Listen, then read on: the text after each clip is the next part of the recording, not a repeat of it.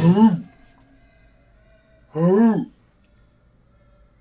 20 seconds. 20 seconds till the show starts. Yo, Finn Kaufman. Finn Kaufman is a loser. What?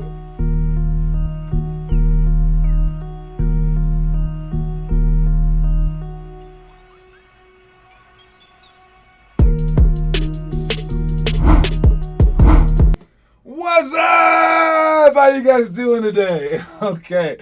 John, do homework late in the show. Please, I have a very long video uploading. Oh, yeah. I forgot to set the randomizer. All right, Bryson can read it. No, you don't have to read it out loud, though, but just say that I'm being honest about it. It was... That's the time, okay? Gotcha. That's the time. And let me tell this person what time it is, but I'm going to put y'all on mute real quick.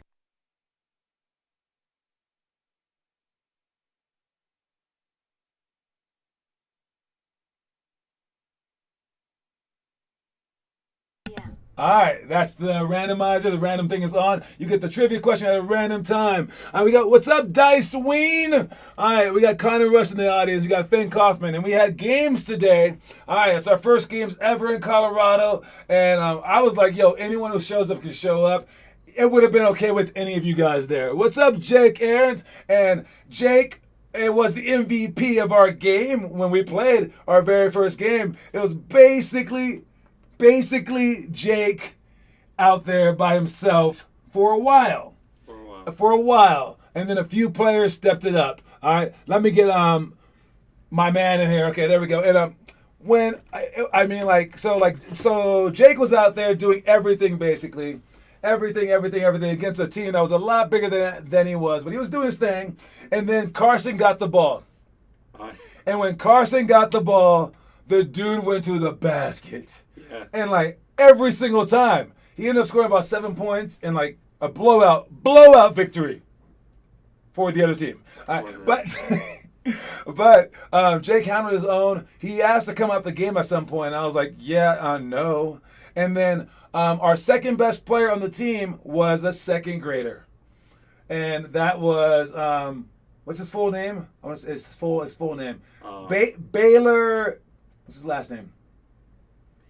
Wait. Baylor Bentley, okay? Baylor Bentley is a second grader, and it's Coach Calay's brother. And, oh, my God. Like, he played in the next game against some fifth grade girls, and I would say the first game against the seventh grade boys, he did better. Like, He did so well, and it was because he was under control out there. Like, he wasn't trying to do too much. Maybe because he was, like, a little scared, but, like, he wasn't scared like that. We had him take the ball out of bounds. He was just so calm. It was like, I know what I'm doing. Yes, he had too many turnovers, but that was everyone. And, like, he hit a couple of threes, like, in their face one time. Like, two guys jumping out at him. Of course, I talk trash because that's what I do. And the guy's like, you guys are down by 40. I'm like, I don't care. You guys scored on by a second grader. It was awesome. But, yeah, great job. I read John's elbow. It's at 4:11. No, that is not the time. Okay. Anyways, so that was fun. And then the other game with the smaller kids, they all went in there very, very brave as well. I know why you guys besides Taylor kind of struggled with her enthusiasm. Noah kind of struggled, but everyone else was really into it. And I know why you guys are really into it, and that's because you have me screaming the entire freaking time over there. All right. You need to do that without me. But I felt like it needed me in the beginning. Those aren't even my teams that I coach. I'm going to coach the high schoolers. But I needed to coach those games as we had for 4 years, it was just me coaching, and I had 120 players. Then we got about only like 90 players after a while, but I had two people helping me, and that was my brother, and then later on, Bradley. All right. Now we have 15 players, 5 per game, and we had 5 coaches. 5 coaches, 5 players. It's just a new world, okay? So I love that we have like a solid group to begin with. This is really fun. Because like growing that thing on my back, it was hard. I was carrying all those bags every single practice. I was like this, trying to juggle everything. Having multiple people who know basketball like they do, it's a real luxury, and I'm really proud of you guys for helping me out. Thank you so much for making this thing not impossible. You're welcome. Okay. On behalf of the others. Let's see. Also all right. Anyways, let's begin. Let's get his thing out the way real quick. We got a movie. Yesterday's movie. Earl the Goat Manigault, rebound, the Earl the Goat Manigault story. That one was my favorite movie of the list, but this one might be the most fun movie, and it's Sunset Park. All right, time to get live. It's time to represent Sunset Park. What time is it? Here we go. All right. Wait, not on me. On you. All right. Today's movie is Sunset Park. I still need to see it after watching the trailer and just like seeing that first clip that's on there now. I definitely need to see it. I heard it's very funny. It's just it's basically like any other basketball movie. Has the guy that joins the team and he's like really good, the best player on the team, the nerdy guy, and all that. There's a gangster guy. There's a guy who gets a girl pregnant. There's always the same guys. There's always the same guy. The white lady who's the coach who comes in just to help them out. Yeah, that's the main plot where they're like just a bunch of like screw ups. They get a new coach and she helps them like. I mean, I don't know much of the movie, how far they get, but yeah, I would say help them become a better team. It is definitely worth the watch. It's funny. It's interesting. It seems funny. Yeah, there's some really memorable parts too. The guy that was in Hustle and Flow and Iron Man and like he plays a pothead in this movie. He's getting high all the time, but like he finally gets a chance to go on the game. He's basically like Dennis Rodman, and it's like awesome. This guy right here missing the layup is called Busy Bee. All right, and he's like just super nervous, but he helps him out in games too. It's a really interesting movie. I liked it a lot. You guys will like it, but it's for 12th grade movie, so if you're beneath that, you got to ask your parents. Yeah. Some of the better basketball players are on make money teams, and some play for the 8th grade and are happy winning. Yo. Exactly. John, you have to expand to make a soccer program. Screw soccer. Soccer sucks, dude. Oh my gosh. So we have soccer players in here. So I know that's what it is. All right. So here's what we got. The number of stars, since he didn't watch it. I watched this thing before. Out of 50 stars, I got to rate this thing a very, very solid 40.5 stars. 40.5 stars. 40.5. Sunset Park. You watch that thing, and that's our thing. A good score. Yep. All right, thank you for joining us. Don't watch the trailers. It reveals too much. Oh, yeah, the trailer. Don't watch the trailer. Yeah, it says so much about the story. Skip the trailer. Just watch the movie. Anyways, moving on. Quote of the day. Thanks a lot, Bryson. Right, see you guys. All right. Stay strong is the quote of the day. So tomorrow for a practice or for workouts is stay strong. All right. Now, of course, to stay strong, you got to be strong in the first place. But stay strong. No matter what you're going through, you get through it. You stay strong. I have an adult league game tonight, so I got to run to that, man. But they're hating on me, guys. They're hating on me because I'm a little too tough, a little too rowdy, a little too mentally. Yeah, I'm looking right at Bryson because he's giving me looks. But yeah, I got to stay strong. Anyways, even if I'm joking, that is like the mentality that you have to have. All right, so Jake going out there, like literally has to carry our whole freaking team. He has to stay strong, stay positive, stay going, okay? And when you do that, you got to realize that that's what's going to get you to the next level, all right? Finn, you should compile all of their movie ratings. Start a site.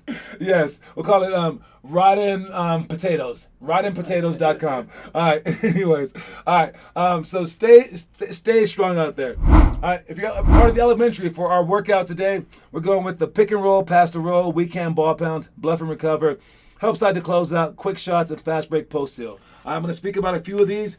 Try to pay attention because it should help you out during actual practice, okay? Try to pay attention to these things. First one, for pick and roll, pass the roll, It's our regular pick and roll play. Make sure that you're wide on the sideline and that the screen is set away from you, like 5 feet away. If he's running up and hitting the screen, that's a freaking foul right away, basically. We don't need that. All right. So for pick and roll, this is if there's a weak show. All right. A show meaning if this is the pick and roll guy right here and he has a basketball in his hand, all right, and then we have someone screening him. We'll make the point guard screen him. It doesn't really matter. All right. And these guys are guarding. Okay. A weak show is if he kind of shows. It's part of the show that you guys do. A heavy show is like, I'm trying to kill you, right? A weak show is like right there. All right. So as he sets the screen on this guy, he's going to do a weak show. And this guy kind of helps. And if there is help side, this guy will go pick and pop. Sorry, that was the opposite guy. If there is help side, this guy goes pick and pop. But if there is no help side and this guy's over here out of the help side like you guys play during games, then we go pick and roll. And because he has him on his backside right now, it's basically 2 against 1. If he can pin him. That's why when you pick, you want to pivot and then kind of bump him off for a second to keep him behind you. And now he has a choice to make. This guy or this guy, this guy or this guy, this guy or this guy. And you just go in, and if he doesn't pick you, you go in and score. But if he does pick you, boom, bounce it off to right there. And the guy who's meant to be helping out is this guy. But if he's not in the middle, he can't help that out. And for Carson was playing. Carson played both games, but he wasn't helping out, and it was very obvious in the second game because the second game was a lot slower, and he was just constantly not in the middle. And we can't stay in front of everyone, so all he had to do was step over, and they would miss every shot. But he didn't. He played over there. And as we're playing against these teams, they're not good. They might be beating us by like 40. We could actually catch them and beat them as long as we have like someone who could score. But also if we start playing good defense, because they were legit missing every single layup, and we were not boxing them out. So if we could just learn to box out and learn to rotate, those games are cut in half, and now it's a 10-point game easily because those teams suck. All right, Baylor was hitting them with the Facundo Campazzo. Exactly. Yo, Baylor was crazy, dude. Yeah, but like, so yeah, it was really, really fun with watching the game, but make sure that we are in help side. All right, if we're not in help side, we can't do nothing basically. All right, moving on.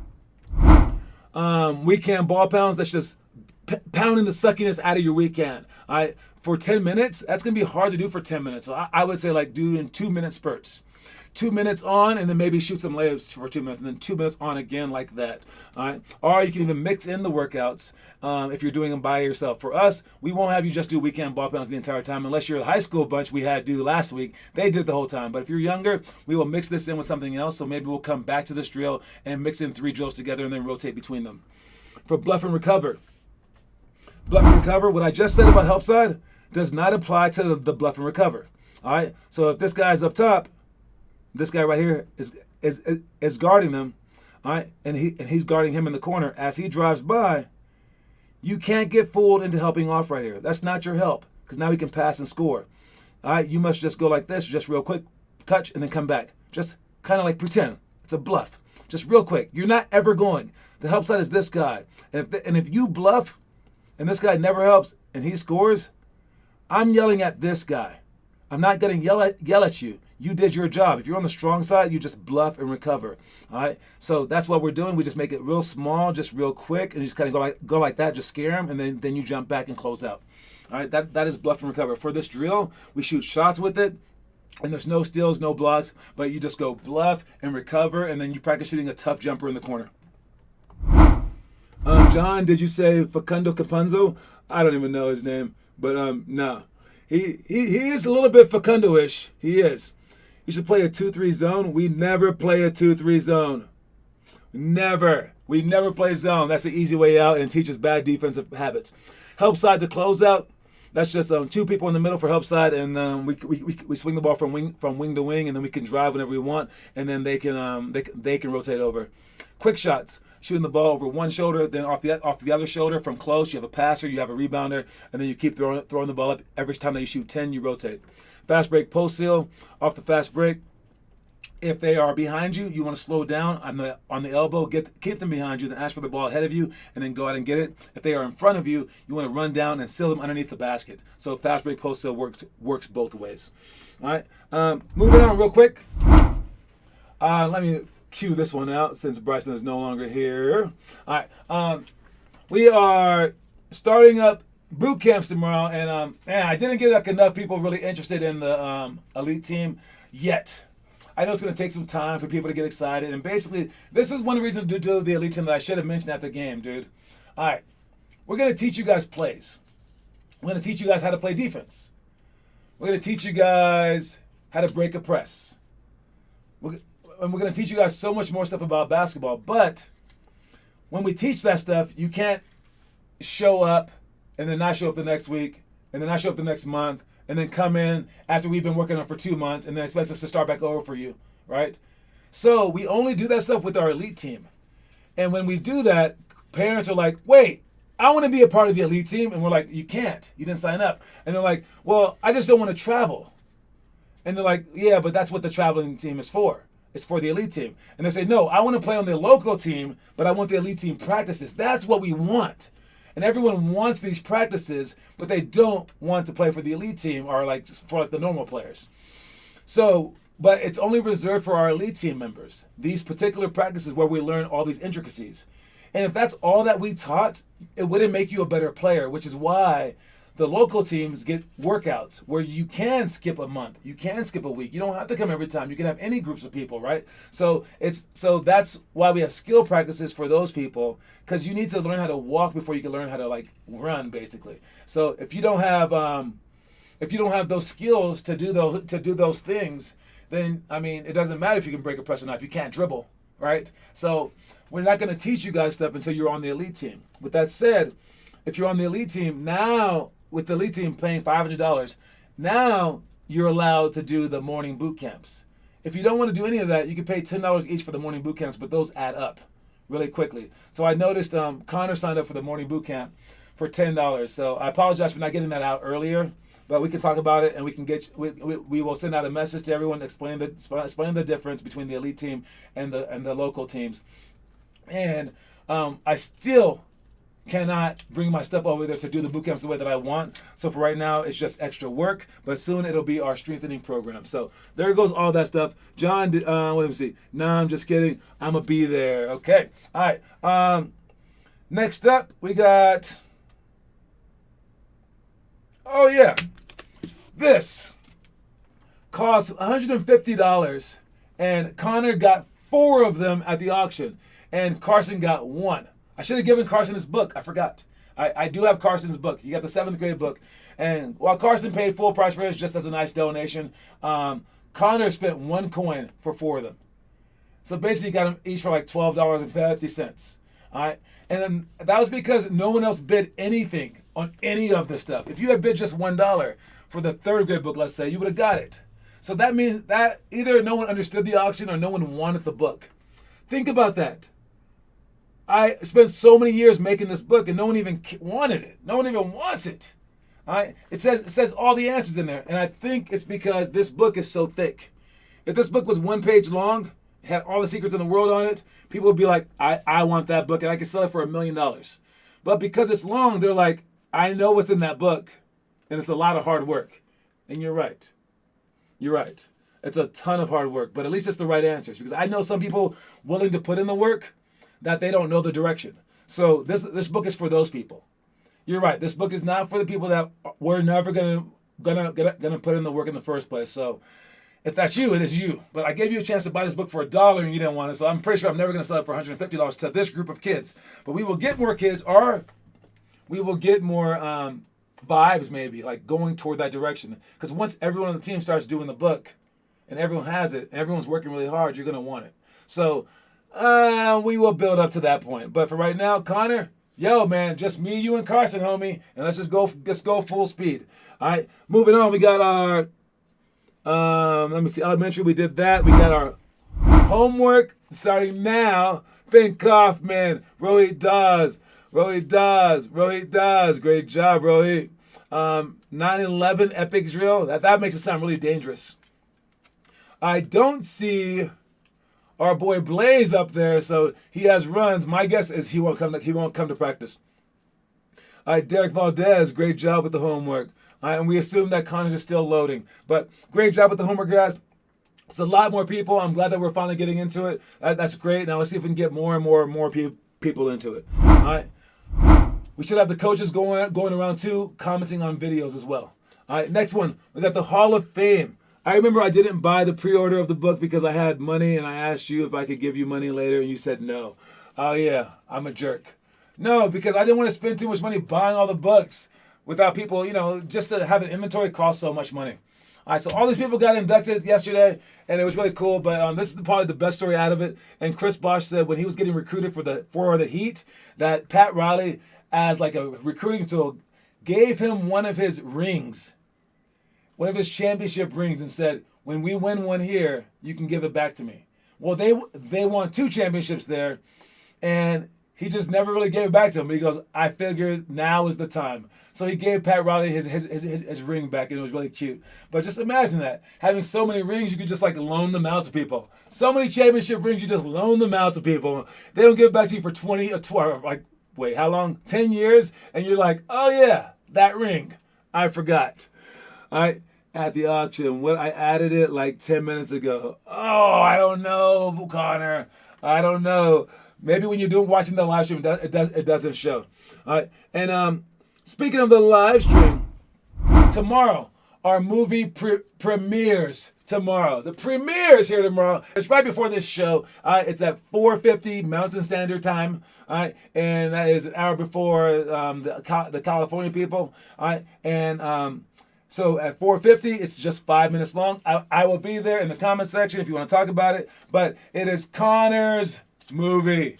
It's actually all of our movie. A lot of kids are in it, but it describes our entire program, hypes it up like that. But it's a 12-part miniseries, and over the next 12 days, starting tomorrow, it'll be there. All right, and then on the 13th day, on the 25th, we will show the whole thing for an hour. That's a Saturday, and that will be the whole hour. And I will be there. If you have any questions or comments or make fun of us in the comment section, go ahead. All right, we can take all of that.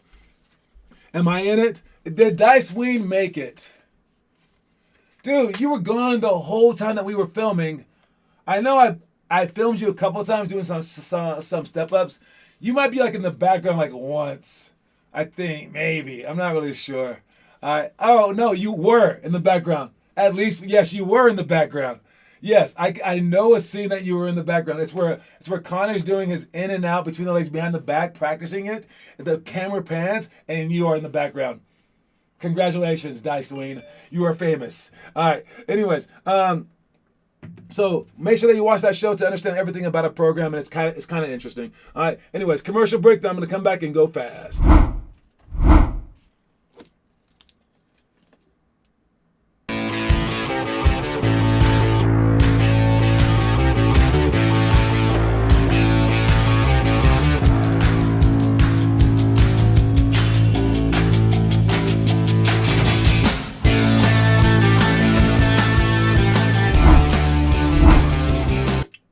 Really fast. I am going to say the story of the day real quick, and then we're going to come back and do trivia, and then we're going to finish up with middle school and high school stuff. Here we go. I learned that the only way you're going to get anywhere in life is to work hard at it. Whether you're a musician, a writer, an athlete, or a businessman, there's no getting around it. If you do, you'll win. If you don't, you won't. If you do work hard, you'll win. If you don't, you won't. And that's not just talking about any particular game. That's talking about the entirety of it. All right? If you work hard, if you don't work hard and you happen to win the game, you lost. If you don't work hard, even if you make the NBA because you happen to be 7'5", you lost. If you do work hard and you don't make it, who cares? You worked your hardest. You win.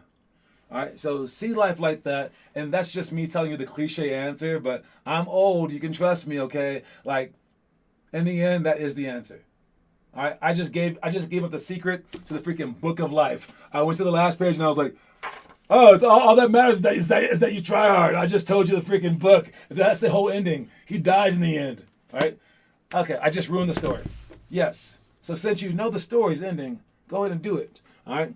Oh, shoot, John, I only just saw your text. Oh, it's okay. Oh, yeah, I wanted Connor to come to the games. I was thinking, even with Connor, we wouldn't have won. That's true. And I wanted Connor to play in that 7th grade game because I think it would have been a humbling experience. Because they are not good. They couldn't make a layup, and you would have still got your butt kicked because they were so aggressive. They were the most aggressive midget black guys ever. All right, but they were bigger than us. So, yes, I think it would have been very, very humbling for you. All right, Blake Bastani, what's up, man? All right, here's the trivia question for the day. Trivia. We got, wait, that was not my trivia. That's the trivia question. It's a very, very easy trivia question. Heads up, get on those keypads. You shouldn't even need Google for this one, okay? Whoever puts it in first, and you're up on the board first, right here, right there, right in this area, you win, okay? Here it goes. Let's see. Nah, I would have dropped 56. I don't think so. See, now you're thinking that way, but no. You would have done well, but no, these kids would have beat you, man. All right. Which college did Hank Gathers attend? That's the question. Hank Gathers was a guy with a heart defect, ended up dying on the court. Very, very sad story. All right, but now we have things in place to catch that kind of stuff because of him. So he kind of made the game a little bit better. Which college did he attend? You can put the initials or you can put the entire name. If you put the entire name, you don't even have to spell it right. As long as I know what you're talking about. Hank Gathers. Hank Gathers back in the late 80s. All right, which college did he attend? All right. And the first one that puts the answer wins the thing. We got Finn Kaufman with 5 points, Connor Rush with 3, Blake with 1, Derek Valdez with 1, Indiana State. That's a nice guess. And that's the answer. Who's first? Who's first? Finn freaking Kaufman. No. Blake Bastani, you almost had that one. Did your dad tell you the answer? Because Blake Bastani's dad went to high school with one of Hank Gather's teammates. All right, and that guy's name is Jeff Fryer, and that guy was my first agent, whom I fired because he was a jerk. Anyways, so yes, Finn Kaufman got it. He got it again, and unbelievable. Got to be honest with this thing. So anyways, let's move on. We got our middle school stuff real quick. Half court game, make 20 scissor J's in 3 minutes, ball pickup, layup, juke straps, hurdles, and jingle bells. For juke straps, make sure that you are juking them out. I know Finn is just a killer in this game. He's a killer. High school, we got +7, -7. That's a great game. Blindfold dribbling, rhythm drill, scissor ladders to shots, flare repeat to shots, interior cuts and passes. Make sure that we not only do the flare repeats, but do that stuff in the games when you come off screens. You read the screens. I mean, people should not be good enough to guard you guys off of screen downs. Over the course of time, we will get so good on our offense. Like literally, I promise you guys. Look into my eyes. I promise you. We are always going to be playing against older teams, better teams. But for our elite team at least, not for our regular teams, for our elite team, we practice so much on like plays and defense, stuff like that, that when we play against better teams, the second that they go man-to-man, we kill them. No matter who they are. We start doing our plays and we're just like score. And they quickly go to zone. And then they get us because we can't rebound, because we're smaller, they're bigger. But the moment that they play man-to-man, they can't. Everyone plays us in zone. All right? I mean, like everyone plays us in zone because they cannot guard our plays. Our plays aren't even that sophisticated. It's just that we've learned how to do offense and how to make people pay no matter what. All right, and part of it is this down screen thing. When you come off and they're following you, you're curling, hitting the screen, or you flare out to the corner. So pay attention to that stuff. And again, it doesn't really start up until January. I'm thinking about doing the elite team, whether we have a team or not, because we need to teach this stuff too. So I think that's what I'm gonna do. We're going to do the elite team. If you pay $500, you get the 2 extra days of practice. If we don't have a team for the actual elite team, doesn't matter. I think that those practices are worth the extra money. Yeah, they are. They are. Because you get 2 practices a week for the whole year. That's 40, that's 80, about 100 practices. $5 a practice. I think that's a pretty good rate. Plus, you get a jersey. Plus, you get a ball. Plus, you get like bags and other stuff, like other T-shirts. So you will definitely get your money's worth, even if we don't have tournaments. But if we do, those are at a no cost as well. So see it like that, and that's what we're gonna do. Who is Diced Ween? Diced Ween is Lucas. Diced Ween is Lucas. Yes, Diced Ween is Lucas. We don't ask questions. We just know his ween's probably diced. Anyways, that's all the time that I have. Lucas Nows. And don't forget, our quote of the day is to stay strong. So stay strong out there, guys. Great job again. I'm very excited for our first games. We will get our schedule mid-week for the entire rest of the year probably, so coming up soon. So it won't be week to week. All right, but awesome job so far. Was there anything else I had to mention? See, at boot camp, Connor, great job signing up and paying the extra $10. That's crazy. All right, man. We will pimp you out for that one too. All right. Anyway, that's all that I have. We'll see you guys later. Wish me luck in my game, and good luck to you guys. All right, and have some fun and keep posting those things, please. All right. But I can mute if YouTube has a feature. I don't know what you're talking about. All right. I'm out. Peace, guys.